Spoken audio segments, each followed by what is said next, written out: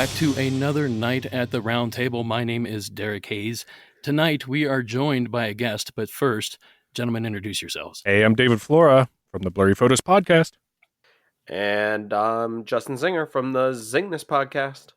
And she is a doctor of philosophy and literature, as well as the writer and host of Monstrum on PBS.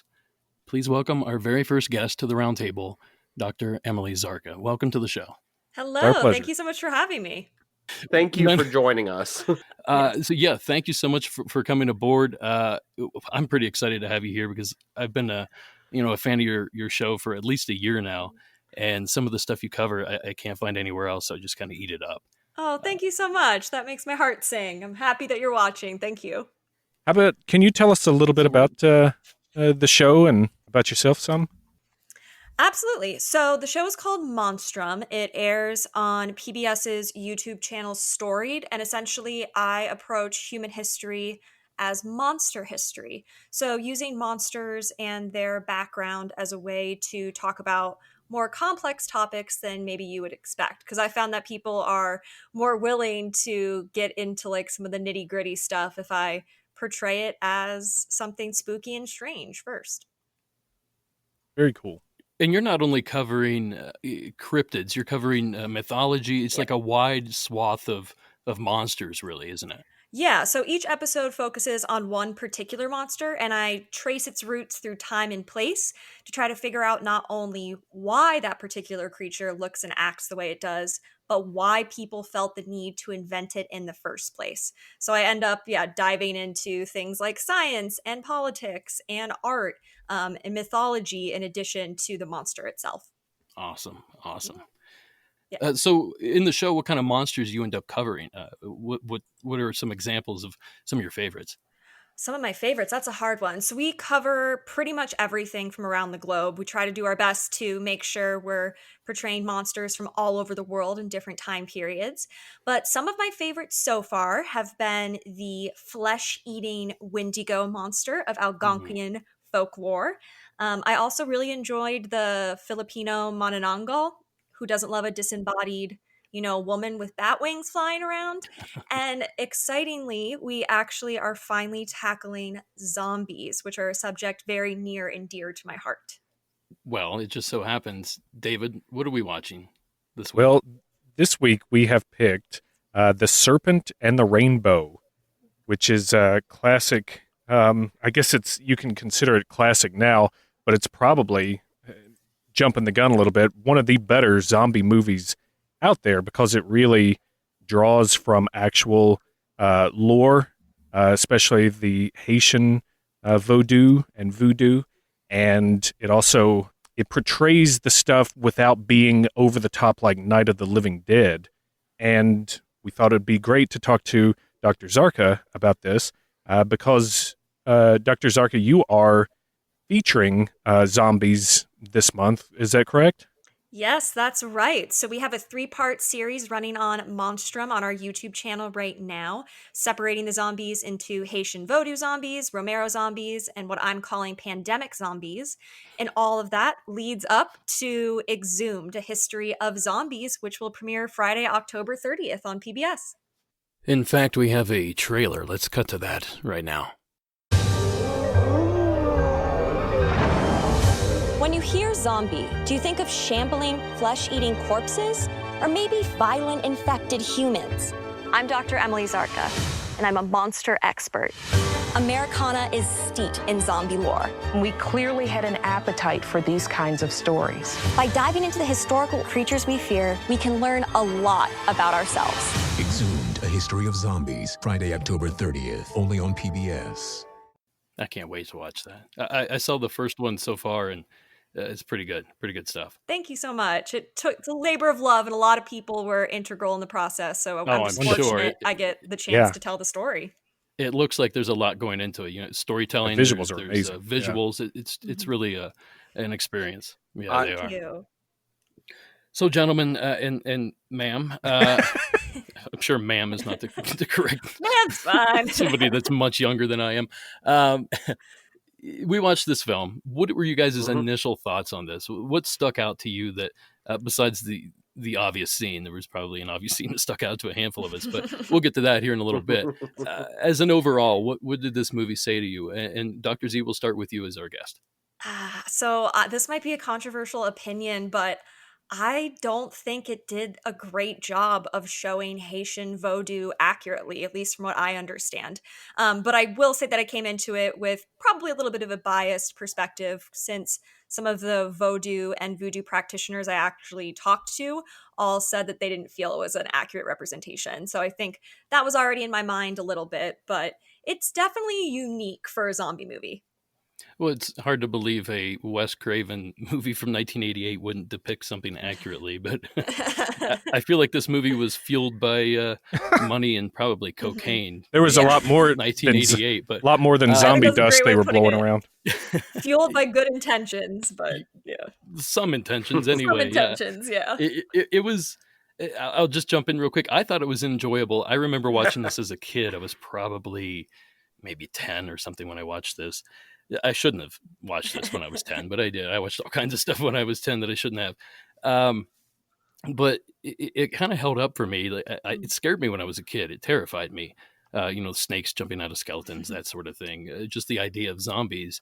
And anytime you put that label based on a true story on any film like this, that just adds an element of nightmare that you can't calculate.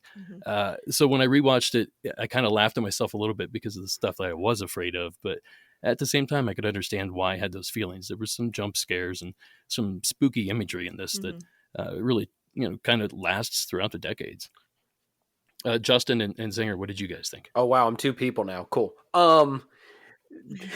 Sorry, David and Zinger. It's been a long year. It has been a long year. So when you originally messaged us with this, my reaction, I think I actually put it in the text, was I thought this was like something about like Norse mythology or something. So I was like, oh, Serpent and the Rainbow, Bifrost and Jormungandr. Oh, and then it's like, no, it's really not. So I had no clue going into this. I mentioned it to my co-host and lovely fiance Ellie that I was going to be watching this, and she just laughed and went, okay, have a fun time. I'm like, have you seen it? She goes, years ago. You'll enjoy it. I watched this. I was very confused for a lot of it because I just don't understand how Bill Pullman went from his all-star role as the lead in Spaceballs to following it up with this. I was very confused what Lone Star was doing in this movie. And if you think you're confused, try being 10 years old and having this. I agree, but I think we missed out on a great opportunity from Bill Pullman for just being he's a good screamer in this movie, because I think that's most of his lines of dialogue is just him screaming in response to stuff. I had no clue going into this what I was getting into. I watched it. I had no clue what I had just watched, and then I informed myself by watching the origin of zombies from Haiti on Monstrum, and also informing myself by listening to an episode 48 of a podcast called Blurry Photos to help inform my opinion of this. And I do agree that from what your video said, Dr. Z, and what Blurry Photos, David, said years ago now, this is not a good depiction of what the like. It's a depiction of the pop culture of Haitian zombies, not the actual voodoo or voodoo. And I'm sorry, I'm going to mix those up and I'm going to look like an idiot. So I'm just going to say them quick and then move on to David. Yeah, I had always heard about this movie and never come across it until I started doing the podcast. And we did that episode a while back, but I didn't watch it then. So I was glad to have the opportunity to watch it now. And I thought, compared, and this is where I am going to come back and say what I said before.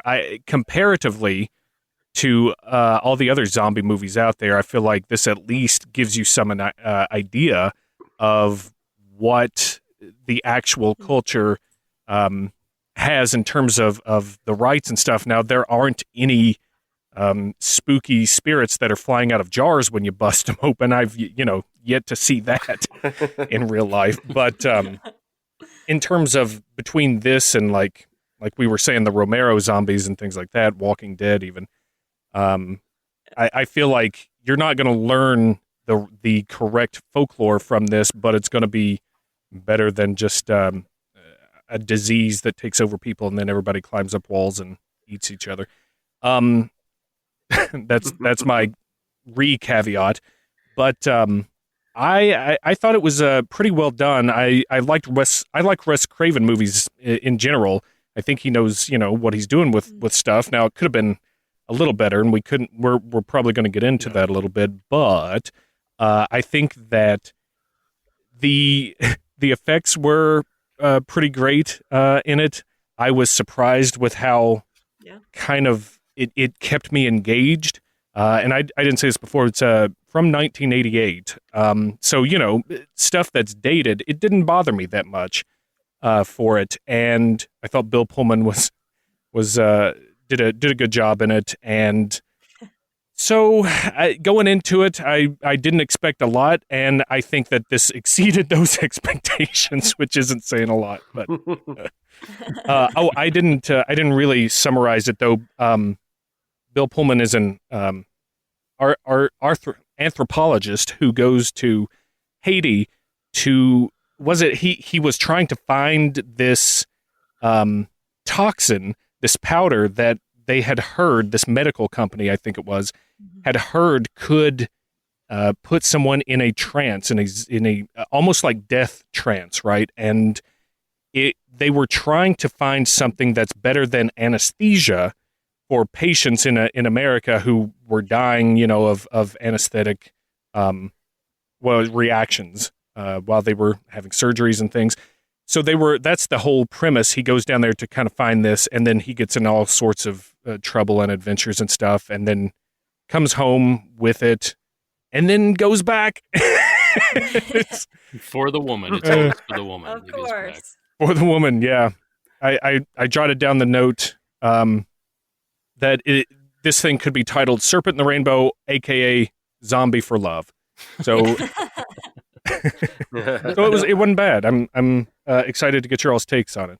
This is a good time to piggyback, and Dr. Z, I'm hoping you can help us out with this. This is based on a true story, I'm sure loosely, and I'm somewhat familiar with the story of, I can't say his name, Clairvius Narcisse, is that correct? Mm-hmm. We were talking about it before we started recording. Mm-hmm. So basically, do you want to tell that story? Do you mind? Do you know it well enough? Or I don't know if I know too much about it, but I can give a little bit of background about. So yes, it is based on a book written by Wade Davis, who was a Harvard anthropologist and botanist, I believe, who, yes, did go to Haiti, not at the behest of any pharmaceutical company, but to attempt to figure out what was being used to put people in this zombie state and essentially to prove if zombies were real or not. So that's kind of where the book came from. And I actually was just reading in an interview, he hated the idea that actually the book would be turned into a movie, and a horror movie no less, but he said the money was too good to pass up. So he kind of went along with it, which I find interesting. But yeah, the first, what they're referring to is the case of a documented zombie in Haiti. And I think it's worth pointing out that for a lot of Haitians, historically and even now, zombies and just voodoo and voodoo practitioners, zombies are a very real thing. So I think it's an interesting line to toe. But yeah, I don't know too much about the story of that first one that much, but I think, again, what I do know is that that man was 100% believed to be a zombie.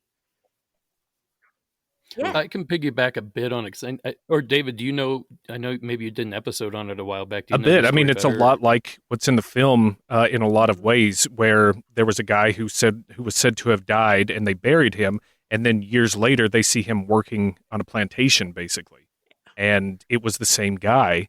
And the story was that a practitioner blew some powder in his face and made him seem like he was dead, raised him from the dead, and then had him work for him. Mm-hmm.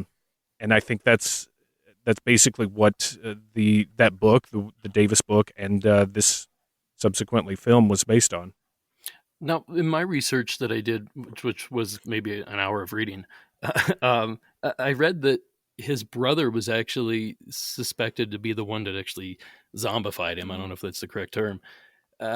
because he wouldn't share land that was left from his parents or something along those lines. And it almost seemed like they used this zombie state of mind as a political tool. Is that something that's taking place down there, or is this just a folklore kind of situation? I don't Yeah. open a can of worms or anything, but it just seems like this is more of a tool for massaging culture rather than just simply, acquiring slaves or something along those lines. I think that the idea that zombification in Haiti is a political tool is sort of a false narrative that's been sold to us as white Westerners, essentially, to try to make Haiti seem more demonized. I mean, don't get me wrong, Haiti has had problems and Mhm. continues to have them like any other country in the world. But I think this, sort of idea that like, oh, all these political leaders are pulling the strings of these, voodoo priests and priestesses and making their political prisoners into zombies is ridiculous. And I haven't found any evidence that would support that. But that being said, I do think that from my understanding of Haitian voodoo and voodoo is zombification is a means of control, essentially. So it's both a threat and also like a promise, and it's a way to get people who maybe aren't in fully control of themselves, like into a state where they can be safe. It's safe for them and for the people around them. Okay. Because in the film there's Mhm. the B story where there's like political turmoil going on in Yeah. Haiti, and I don't know what the guy's position was. I could probably Mhm. check real quick, but he was trying to get Bill Pullman's character out of the country Yeah.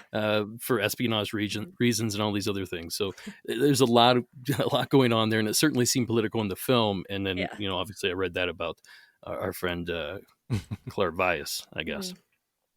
Fun stuff. Fun stuff. So what can you tell us about you said that what you see in the film Mhm. isn't necessarily a good Yeah. representation. What do you see there that's different, or what stuck out to you that you're like, oh, this is way Yeah. off. They would never do this. Well, I've had the privilege of going into both a voodoo priest church and religious space and then a voodoo priestess's temple. And one thing that always stands out to me, and especially in this movie, is everything is like super dark and there's like very dramatic, and it's shot in this way where you're supposed to be getting jump scares from some of the like religious items that they're using, which is Like something that I doves. feel yeah, which is something I always try to ask myself, it's like, okay, how would I feel if Catholicism or Judaism was being portrayed this way? And if I'm like, it seems a little off, then I'm like, there's something going on here. And that's what I felt about the movie. I know I took a note at one part at the end when they're, fighting for Bill Pullman's soul, that there's just like a random pile of skulls Yeah. in this religious space. That catches Which, on fire, by the way. Yeah, they're flammable. Yeah. Right? Yeah. He's got all those zombies working for him, and none of them clean up. Like apparently not one of them. not. And just this idea did. that I think they reiterated this idea that voodoo is all about like death, and it's like a very death centric culture, where the exact opposite I feel like it's true. And again, from what I understand about how ancestors and the past are so important to voodoo and voodoo, that the idea of them having a pile of skulls, I think would be incredibly disrespectful for the religion. So I think anytime a religion is shot like a horror movie, I'm always like raising an eyebrow, like, oh, okay, we're doing this. Yeah. Okay, I've got to talk about this scene real quick, because there are two moments in this movie that made my skin crawl to no end. The first one was the needle in the eye, like under the eye. I can't do eye stuff. Like, Oh my gosh, I can't. So seeing that, like, I instantly was like, and that's like within the first like 2 minutes of the movie. So I was like, oh, I really hope this is the worst this is gonna get with that. For those that, sorry, Justin, for those that refuse to watch it, at the beginning you see this gentleman that's deceased, or quote unquote, presumably deceased, on the table, and they're doing all these tests to see if he's dead. They put the mirror up to his mouth to see if it fogs up, and finally they put a needle under the skin under his eye, and he doesn't move. And even as a kid, that terrified me. Like, Which I'm a PhD, not an MD, but I'm pretty sure that's not what you do to test if someone's alive or not.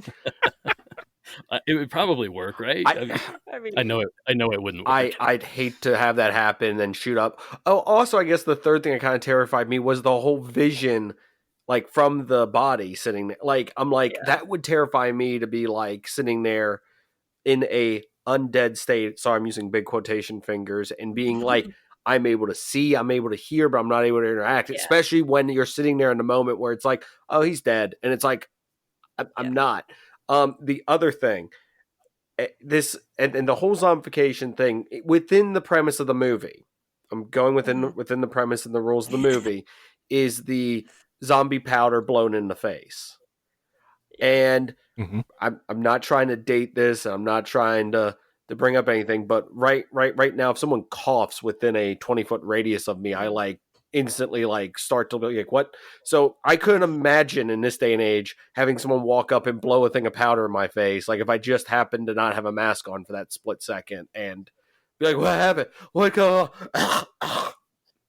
Sorry for the audio there, but yeah, I'd be coughing up chunks and stuff. I don't know. It's just that those scenes just made me just everything else, the zombie stuff, the snakes, the scorpion. I was like, whatever. But those scenes, I was like, Well, you know, I thought you were going to talk about a completely different scene. Really? I'll be honest. You're going to say something. Really. I'm going to be like, that was whatever. I don't care. There's a couple of memorable ones here. How do I even? I'll just try this. So there's a scene where Bill Pullman is stopped by this Gestapo. I don't know what this guy is. He's in charge of the government somehow. Yeah. Okay. Tells him he needs to leave. Get out of our country, kind of situation. And of course, he doesn't listen. And a day later, 2 days later, he's caught again, and we see him strapped to this chair. This chair comes up again later. David's gonna have some fun with that. But he's strapped to this chair naked, and certain parts of his body are exposed. And as a form of punishment and intimidation, this gentleman uses a nail and hammer and nails down a certain part of the body that he probably didn't want nailed down. Now, it wasn't the part I thought it was as a kid. I'll be honest with you, because I didn't know what the word scrotum meant apparently when I was a kid, because I thought this was a different part. But this was jarring. Even I'm 40 years old. I watched that 30 years ago. It was jarring then. It's jarring now. Anyone? I guess it was unclear when I was watching it, like what exactly they were hammering. And then later on, he said he was like intact but hurt. So I was like, oh, okay, he's fine, whatever. Well, he did hobble an awful lot. I don't Dude, know. I hobble from sitting too long in a chair. I guess that's true. That's you got to remember been in that situation. His character's like fresh-faced 20-year-old at this point. He can take a lot more. All us 40-year-olds sitting around here being like, I hobble for nothing. I don't need my scrotum to be nailed to hobble. No, okay, yes, I forgot about that scene, Derek. My bad. My apologies. Well, we had to touch on it. It had to be brought up. We figured one of the other gentlemen would have brought that up at some point. Well, I thought to switch gears here because everybody's needing it. Please. I thought that it was interesting when Bill Pullman was introduced. He was in the Amazon, and I'm pretty sure, was doing ayahuasca, right? So, and then he goes through this hallucinatory trip, where they had a really great bit where he's like wrestling with this tiny jaguar, and then the medicine man, it shows him looking at him, and Bill Pullman's just rolling around on the ground by himself. That was a great bit. Like I said, there were moments in this movie that I'm like, I feel like these are from a different movie. Like, I don't understand what's going on right now. Yeah, it just says that he went to the rainforest to study rare herbs and medicine from local shaman, which, I don't know. That kind of threw this whole weird turn on the movie to where, like, was this all still part of the hallucinations he had when he was in the Amazon? Is this some, because the one guy popped up in those hallucinations before he even met him. So I'm like, is this one of those psychedelic trip movies that I'm just not drinking enough or not on the right amount of stuff to understand? Like that was the other thing that caught me with this movie is, once again, I had no clue what I was getting into. And then once I got into it, I'm like, well, I'm too far into this to turn back. Better go forward. I think that's one of the problems I have also with the film is that it's like equating these different spiritual practices like all together. Like, you're right, he does a drug in one completely different place in the world, and has some kind, meets his jaguar spirit guide and has prophetic visions.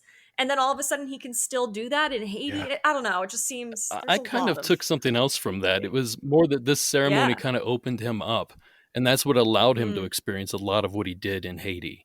Hmm. It was that. Otherwise, why would they show that? It wasn't really character building, Mhm. I wouldn't think, because he doesn't do ayahuasca throughout the entire film or True. wrestle with jaguars. None of this stuff is really brought up again, other than that terrible hologram of a jaguar at that one point.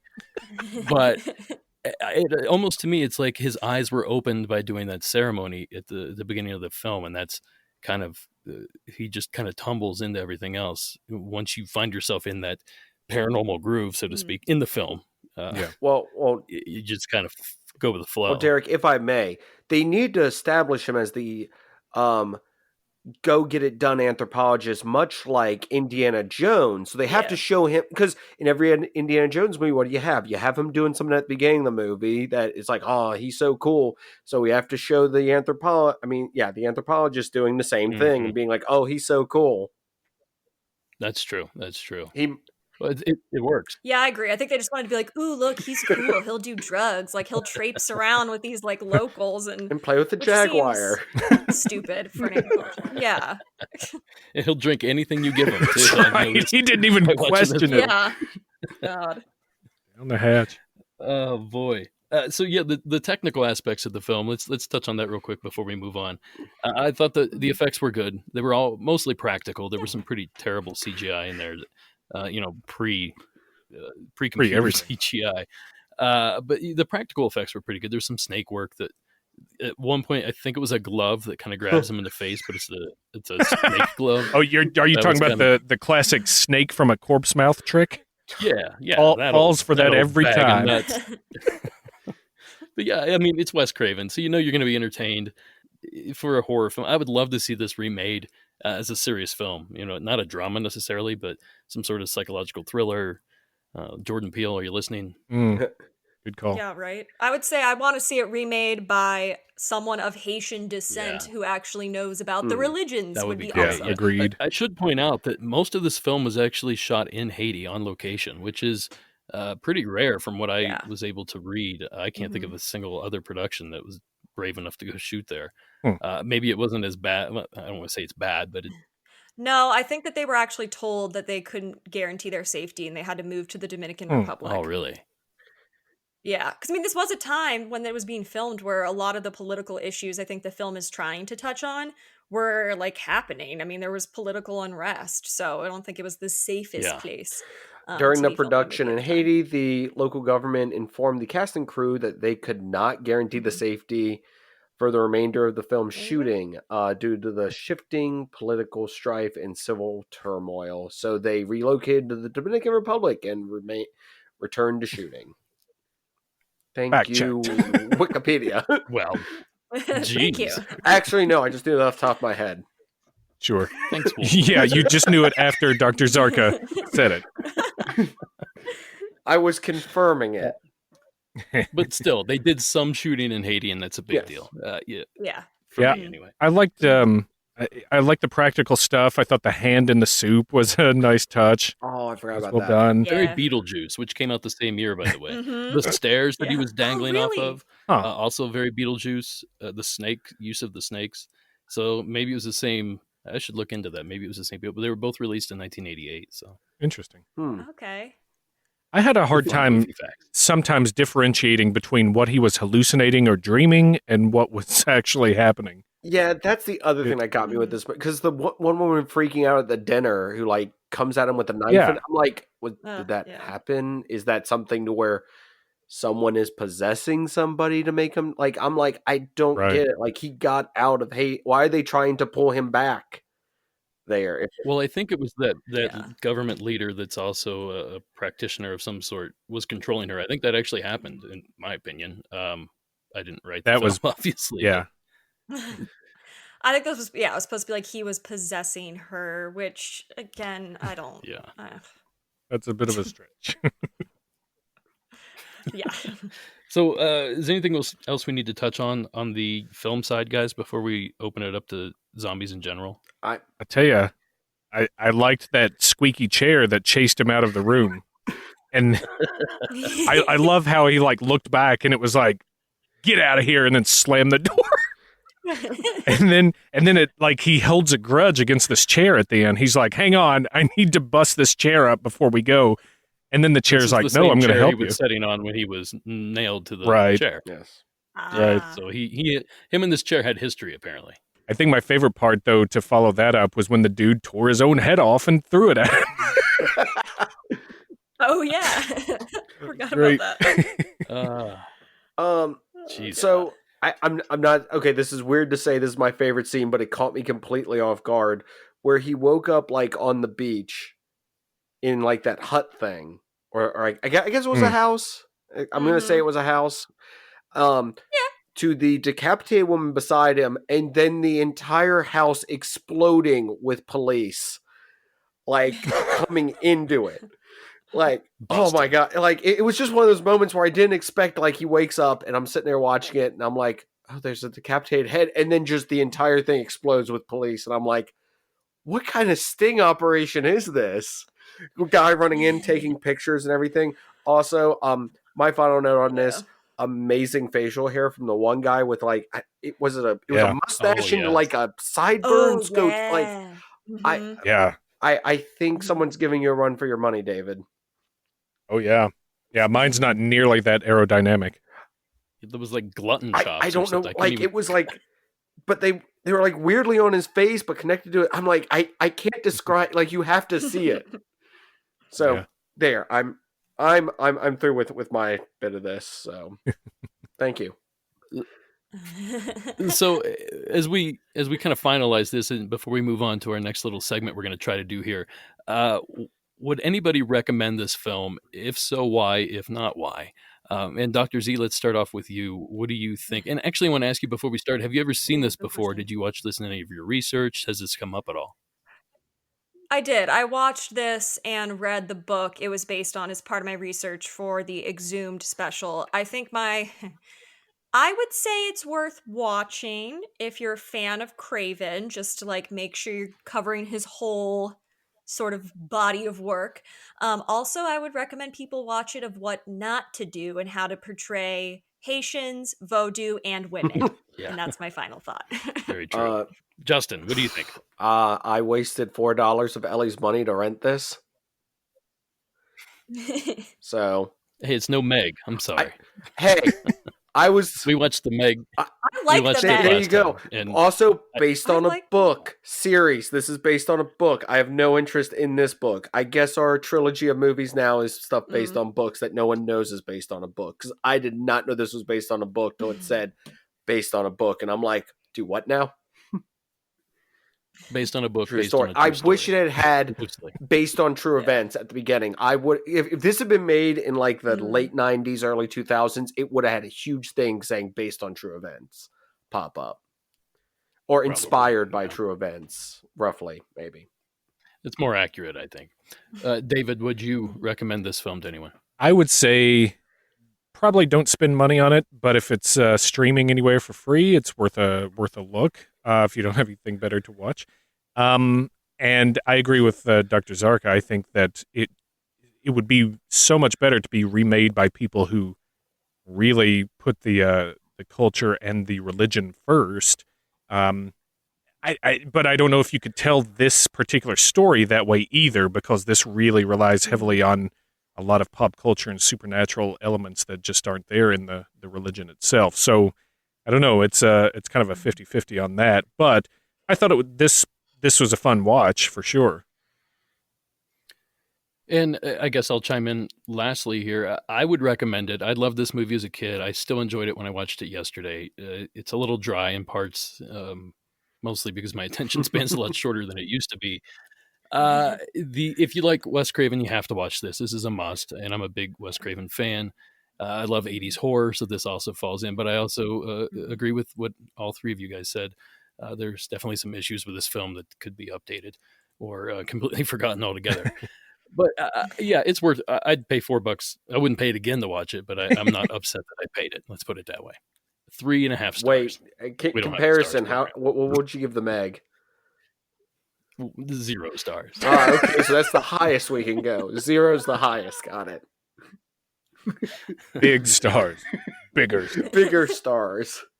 Oh, Much actually, bigger. David, should anything been bigger in this movie, or are you satisfied with the size? The snakes. Oh Snakes boy, could have been bigger. the head explosion when he throws it, that could have been bigger. Perfect.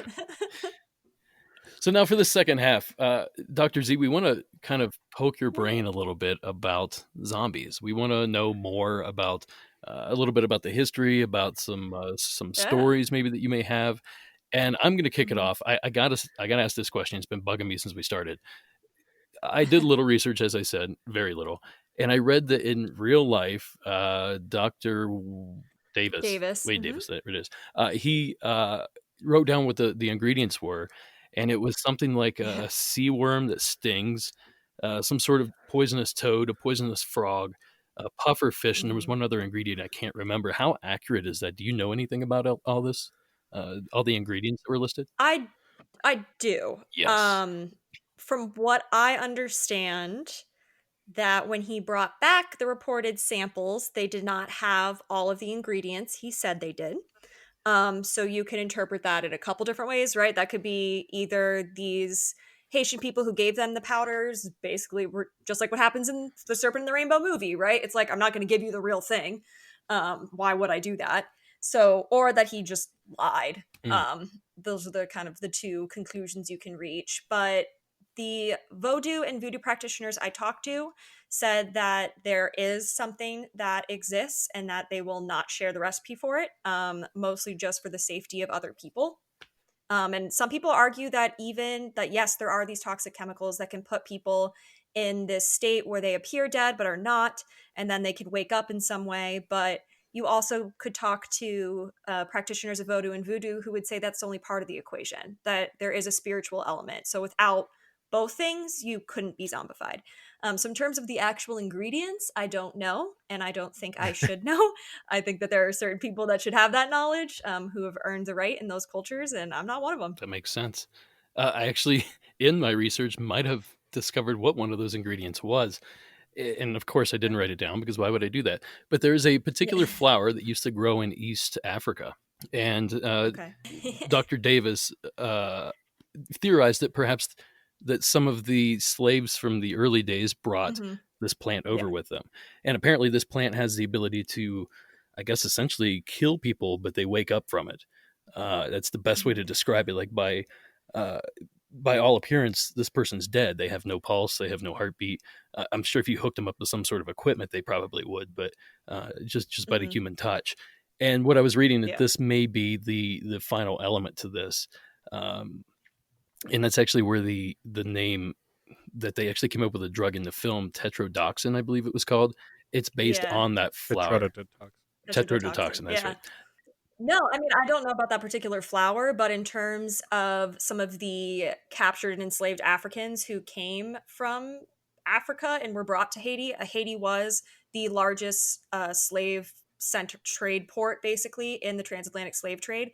So there were a very large number of slaves who were brought through there.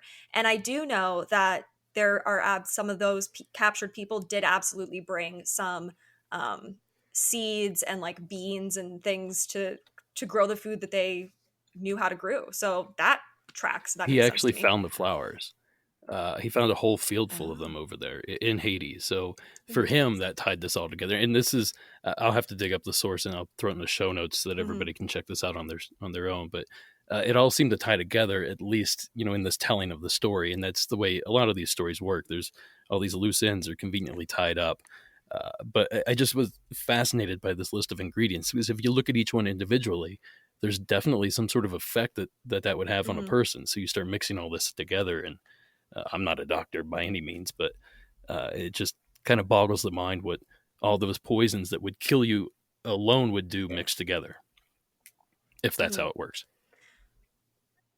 I mean, I do think that's kind of part of where this fear is coming from, right? It's this idea that people in positions of power who, because for me, I don't think it's impossible to talk about zombies without talking about slavery, because they do result directly from West African diasporic spiritual practices, and Haiti became a breeding ground for all of that, and we have voodoo because of it.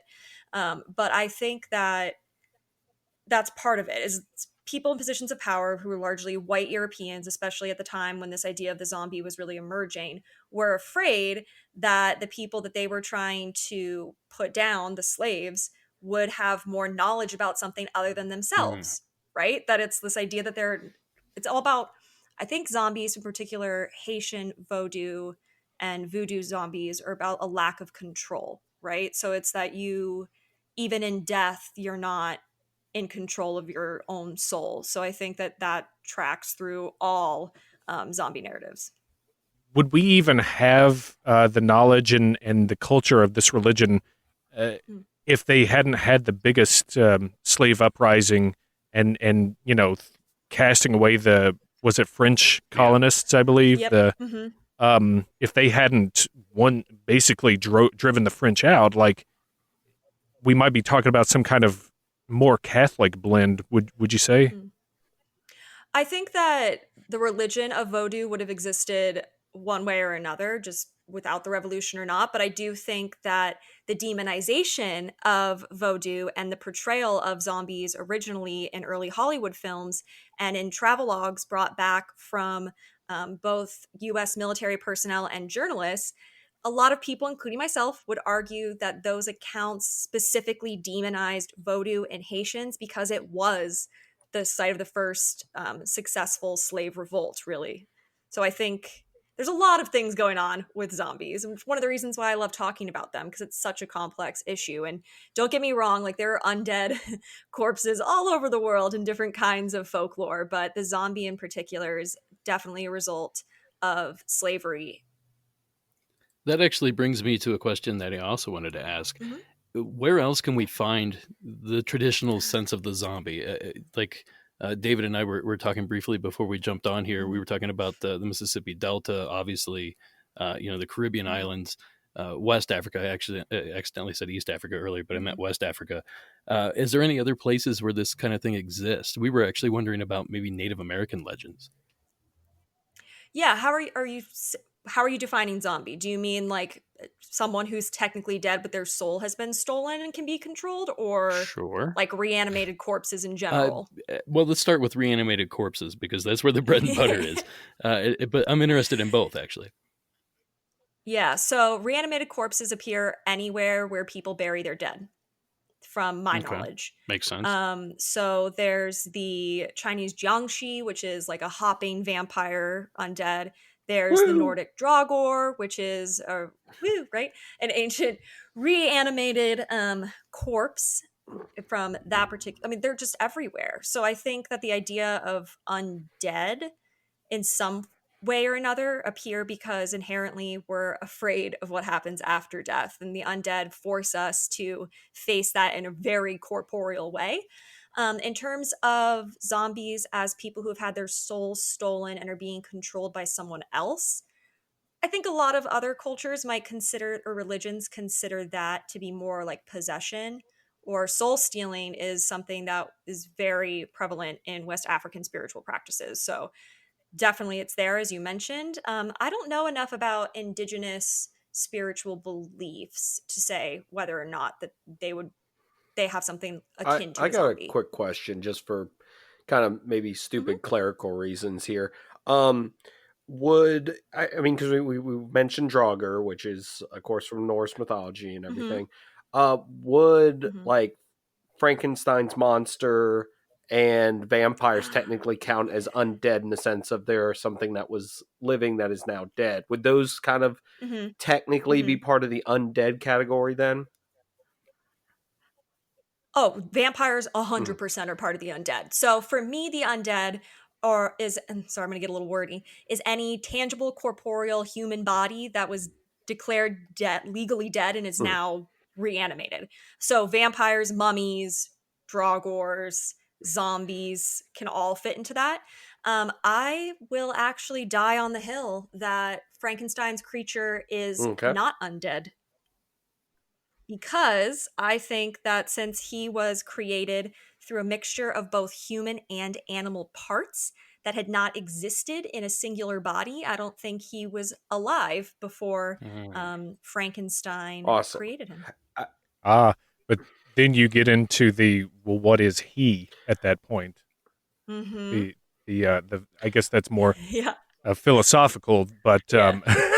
No, I'm just laughing because I'm literally teaching a post-humanism class right now, and we're talking about Frankenstein's creature. Well, I just wanted to Nice. point those out because I know relevant. that you have done videos on all those, which are very interesting, and that's why I wanted to have. give a chance to kind of bring them up on here to discuss real quick.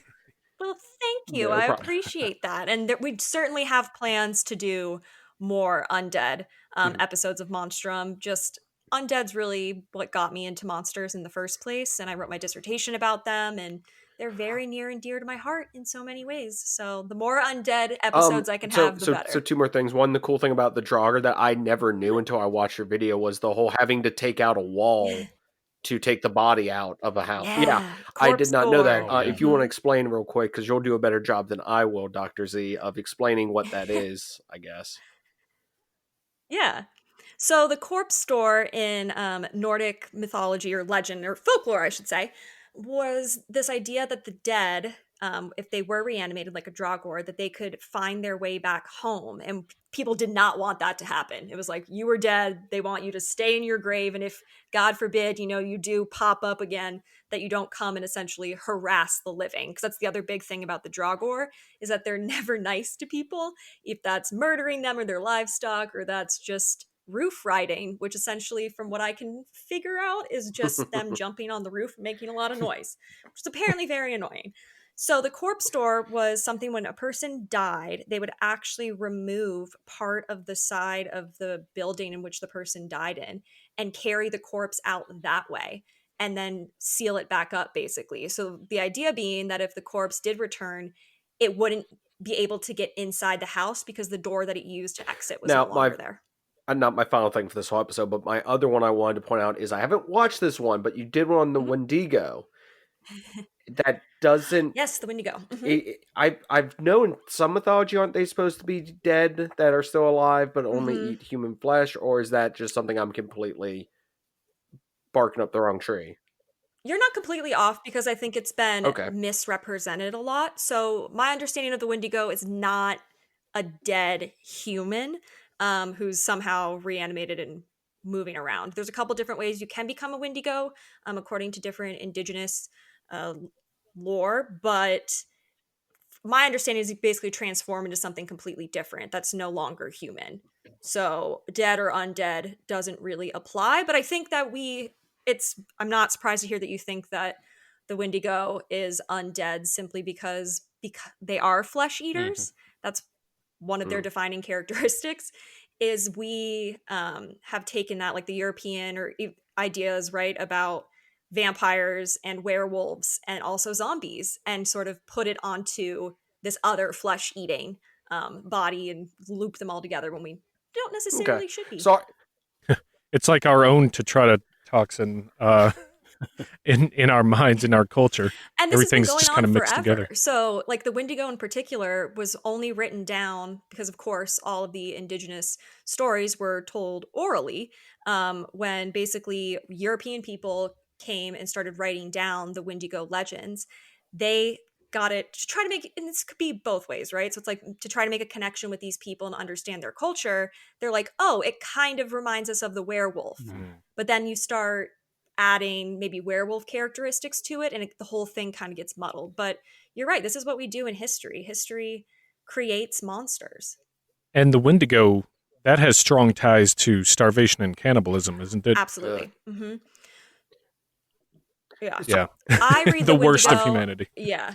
I think the Wendigo was really a reminder for people that when it's cold and there's not a lot of food, it's about cooperation, right? It's kind of promoting the idea that you should share your resources with others, because if you don't, they might eat you and then become a Wendigo and kill a bunch more people. Well, it's almost like a cautionary tale in that way. You can Exactly. extend that to zombieism in a way. I'm going to use my imagination here a bit, but dead human bodies are something that the living should avoid for health reasons. Obviously we've known this for thousands of years. That's why we've kind of adapted some of the natural reactions we have to dead bodies. Mhm. So I guess, is it a cautionary tale where you should just stay away from the dead? They could come back and get you. They could come back and I'm speaking more of the flesh Yeah. eating style of zombies, less than the Haitian zombies. Fleshy. But do you think there's anything there that it could be something developed as a cautionary story, or is that me just making things up? No, I don't think you're that far off. I think especially certain kinds of zombies in certain stories yeah, cautionary to stay away from dead bodies, stay away from graveyards, stay away from whole assortment of things. But I think it's important to point out that some cultures don't feel that way, right? So for one example, right, would be Dia de los Mhm. Muertos is a celebration of the dead, and you want to go and basically try to have a meal with them. So I think it really depends on the culture that's looking at the zombie. But I do think, yeah, I mean, we don't like the idea of dead bodies. I think, again, because they remind us too much of ourselves and the inevitable fact that we will all die. I think there is such a rich history of death and dead bodies and cultures too, and I'm reminded of Zoroastrianism, where they have the towers of silence, because the when someone dies, their corpse has in their belief, the ability to contaminate things around it with the negative spirit, for lack of a better term, called Mm-hmm. druge, and that that can taint the living and not only allow in uh, kind of like evil forces or Ahriman, the bad the opposer to Ahura Mazda, the god, the main god that they worshipped. Not only does it allow that stuff in, but it also taints a person, makes them very unclean. So what they would do with the Mm-hmm. bodies would take them up into big towers that they were called towers of silence, and they would leave them out for the carrion Yeah. to Mm-hmm. pick at and clean. And so, like, as far back as Zoroastrianism, we have all these different rituals and things that we Mm-hmm. do to avoid dead bodies, or to Yeah. we place what we think is going on onto the dead bodies, the corpses, and that's how we. I mean, that's just one culture. And there's so many Yeah, but different I think that's kinds. such a good point. I think that just emphasizes this fact, right? That essentially monsters and the undead are about stories, right? I think that they're Mhm. both cautionary but educational. So for me, it doesn't seem that far off that, yeah, there was this practical need to remove the corpse from where Right. people were living and eating and trying to go about their lives. So coming up with this mythology or these beliefs doesn't seem like that much of a stretch to me. Now, I I know, like the practical yeah. part. Yeah. Now, I know all our listeners are just screaming at us right now. They want us to talk about these flesh eating zombies. When did these guys come into the picture? Where did they come from? Can you trace any of this Ooh, back? Is there yeah. a history to any of Hmm. this stuff? There's a history to Everything. everything. Yeah. But the short answer would be, although there are different, mythologies and cultures like we've been talking about that have this idea of some kind of flesh-eating undead, tying zombie as a reanimated corpse to flesh eating, actually was Night of the Living Dead, George Romero. I kind of thought that.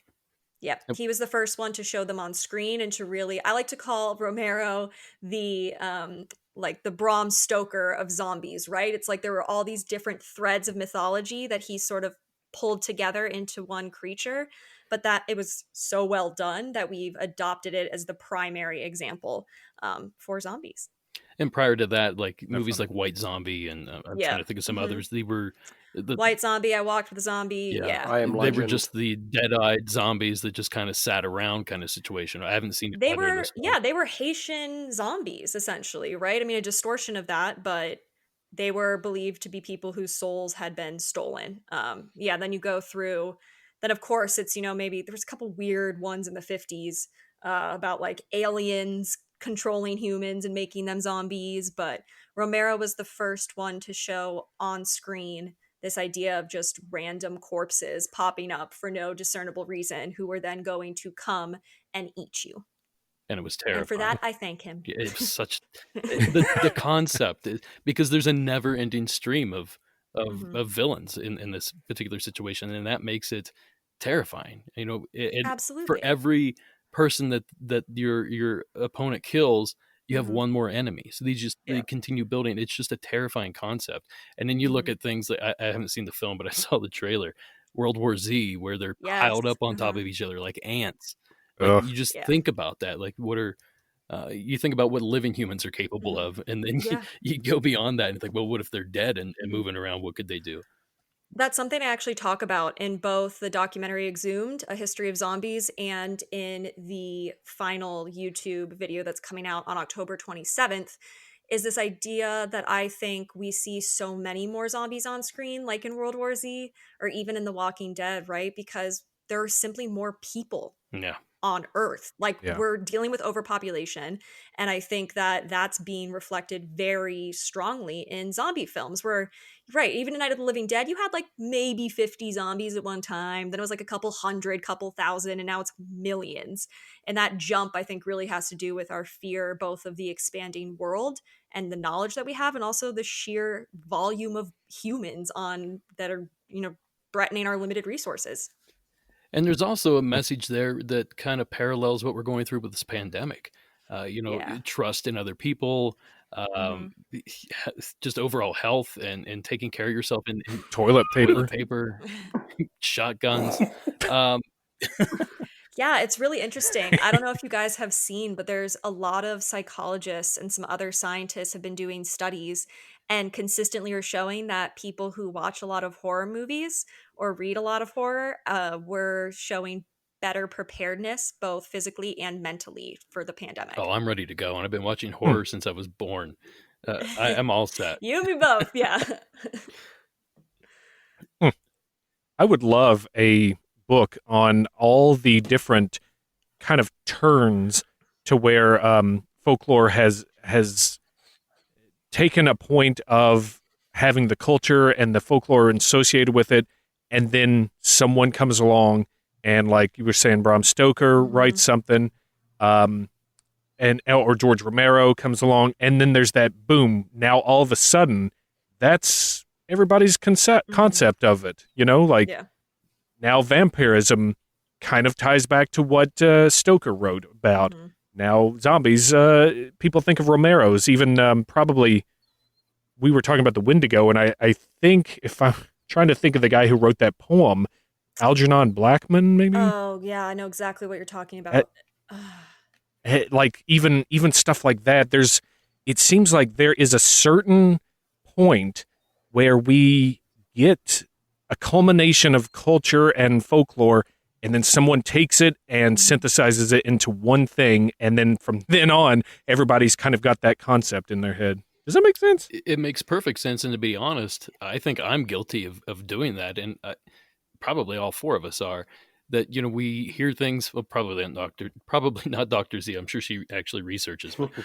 when She we knows what throw she's our doing. stuff out there, like, well, this one person said it had horns, so now it has, in this account it has horns, and you get 3 of those, and suddenly this thing has horns, and it was just a made up or a misremembered fact, or not. That's what happened with the Wendigo. Yeah. Is that people think that it has stag horns because of one movie, when there's no evidence in any of at least the research I did that existed previously. I learned that from your show, actually. Algernon Blackwood. Ring a bell? Yeah. Okay. Blackwood. Yeah, Blackwood. That's About the feet on fire running so fast, right? Oh, yeah. Yeah. Oh, actually, sure. Speaking of running so fast, I've got something for the entire table real quick. Fast moving zombies, human speed moving zombies or slow sluggish zombies. I prefer the slow sluggish ones because I feel it's 10 times more terrifying, and the running ones just, I'm like, I don't get it. You know what? I'm going to go with our guest next, Dr. Z. Which do you prefer? Ooh, prefer. I don't think I prefer one more than the other. I think personally, the fast moving ones, which I call rage zombies, subset of the pandemic zombie, I think that they are the scariest to me. And I think part of the reason is because there's this idea that it's so inevitable, that they're too strong, too fast, there's too many, that maybe you can outrun the slower moving ones, but those fast ones are coming at you. And there's something about that and the idea that the body isn't decaying, or at least not quickly enough, that I find additionally eerie. Derek and David, what about you two? Well, I'd prefer not to encounter any zombies if I'm honest, but I guess I would rather the slow ones. I feel like I'd have a better chance at survival. Uh, but there's a small part of me that's like, man, it'd be really exciting to have all these fast zombies running around, like for about 10 minutes, and then be like, okay, guys, you got to till you're stop. dead. Just give me a break. Just 10 seconds. Cramp. Yeah. No, I think of Zombieland, right? One of the primary rules is like cardio. Cardio. So you can actually outrun them. Right. I'm with Dr. Zarka. I like if you put a slow moving zombie, even a horde of them, there's a chance you can get away or like finagle your way out of the situation. The World War Z zombies, that's terrifying. Like, and even when you like shoot them or chop them up or whatever, they're still coming. And yeah, no, thank you. You know, while we're on the subject of zombies, weirdly enough, what is everyone's favorite zombie film? I'm just kind of curious. I've been trying to think of mine this whole time, and I'll start. I gotta say, it's probably 28 Days Later would probably Solid be choice. mine. I might change that as I come up with other ones that I've watched, but that's one of the big ones. Dr. Z, what's one that sticks out to you the most? Good. I'm glad you're asking me that question instead of favorite, because I don't think I have a favorite. I group them so differently now. I think my favorite zombie movie I've seen in the last 10 years would be Train to Busan, hands down. Oh, I haven't seen that one. You need to watch it. Everyone listening should watch Train to Busan. It's fantastic. It's a South Korean zombie film that's basically set on a moving train, and it has all of the elements that I love about a good horror movie, that, you know, the living or the real threat, but there's enough scares and zombie creepiness that it's still such a fun watch. But I think so smart, beautiful cinematography, highly recommend. There's actually a werewolf film with the same premise. It's some sort of bullet train through Europe, and there's a werewolf on board. Yeah. Ooh, I'll have to check that out. Silver bullet train. Well, ladies and gentlemen, that's our show for the evening. Yeah, I don't know what that one was called. I saw it on like Hulu or something. I haven't watched it yet, but I saw the trailer. I think mine would probably be, and this is probably a cop out, but I always enjoy Shaun of the Dead. That's so good. Yes. I'm gonna cop out with David here and go with Shaun of the Dead as well. Though okay, I'll point this out. Zombies are not like my top of the list of like scary movie stuff. I thought this, like I said, the Serpent and Rainbow is interesting because it wasn't even the right type of zombie for what it was supposed to be, but it was something a little bit different. But and I know I'm gonna hit Dr. Z with this one. I actually remember as a kid too watching Scooby-Doo and Zombie Island. And that was honestly the first one I can think of that I watched as a kid. And because you mentioned it on your episode. Yeah. Because I honestly can't remember which one I saw first, Night of the Living Dead or Scooby-Doo on Zombie Island. But that movie, maybe that's where I am today, because that movie left such an impression on me. Because weren't they also like cat people who were making zombies? There was some weird voodoo. I haven't seen it in years, but I did pull up like a brief summary just because I was like, I'm going to take a look, and it's like said cat people. I'm like, yeah, this is definitely what I'm remembering. This is it. This is a real deep dive into my personal history, but the thing that absolutely scared me more than that was the freaking Archie's Weird Mysteries episode with the potatoes that turn people into basically zombies. What? Yes. They're like creepy space potatoes, and they grow out their little like spud arms and latch onto you and make you like a puppet. Ugh. And I still can't look at a sprouting potato to this day without being completely freaked out. Huh. Wow. So, fun facts. Interesting. Speaking of fun facts, I noticed that all four of us picked foreign films. Is there anything? I'm a film guy. You know, I went to film school. So is there anything in that? Is there a lacking in zombie films in the U.S.? Oh, definitely not. Well, lacking in quality. Yeah. Quality. You want me to honestly answer that? Yes. Yeah. Well, yeah. I mean, this is an honest but podcast. like I said, I'm not a super big zombie. Like the reason I like Shaun of the Dead is because it's mocking that stuff. I mean, like I said, zombies are okay, but I'm not like somebody that's like, ooh, zombie film. So I know I'm probably the odd man out in this situation. Yeah. I don't seek zombie films out. I like them. World War Z would be an American zombie film, right? And Yeah. Zombieland, Sure. but Darn, I forgot about Zombieland. I'm like, Zombieland was once again. I like the humor of it, of the situation more so than like I don't know. I just don't. I don't know. With Zombieland, I look at I it would- as this is a great film, but it's not a great zombie film. Does that make any sense? yes, I would. Yeah. It's a great comedy, but it's not a Mhm. great zombie. I wouldn't That's a even good say zombie It comedy. is it's for just not about a- half of it. Yeah. Yeah. I would love to get a more true to the book World War Z movie. I At still some need to point. read that. Yeah, I you do. really do need to read that. I read his other book, the De-Evolution, Mhm. which was phenomenal. I haven't Oh, read that one it's- yet, but I did have a it's chance good. to meet Max Brooks and actually talk to him about Oh, Monstrum Oh, when it was nice. first starting out, which was amazing. And he's actually really cool and nice. So that's always fun when you meet like famous people and you're like, oh, you're actually like an okay person. So he was great. But the zombie, yeah, you need to read World War Z. I think you need to approach. I think the book is good and I think the movie are good, but they're not the same. oh, I've story. already heard that. That's why I want to I agree. go at the book because I feel like I'd enjoy that more. Like I said, his other book was phenomenal, and yeah. Book's great. Well, on that note, gentlemen, is there anything else we wanted to cover before we cut our guest loose for the evening? I mean, talking about monsters, yeah, we we- could we go all night definitely with could. this. I know. I just saw a pause and I saw it's an hour. I thought maybe I'd at least mention it. But why stop now? No, I appreciate you coming on and talking to us, Dr. Zarka. This has been Yes. great. Thank you so much for having me. I'd love to come back on and chat more monsters or the Meg. Yes, I love the someone Meg. on my I think we've side. retired the Meg. Someone on my side. We've had a string of pretty terrible movies. We've been doing this for like a year or so, and we did the man that killed Hitler, and then the Bigfoot, which didn't go over well. The Meg didn't go over well. La Llorona didn't go over well. No. Which La Llorona? The American.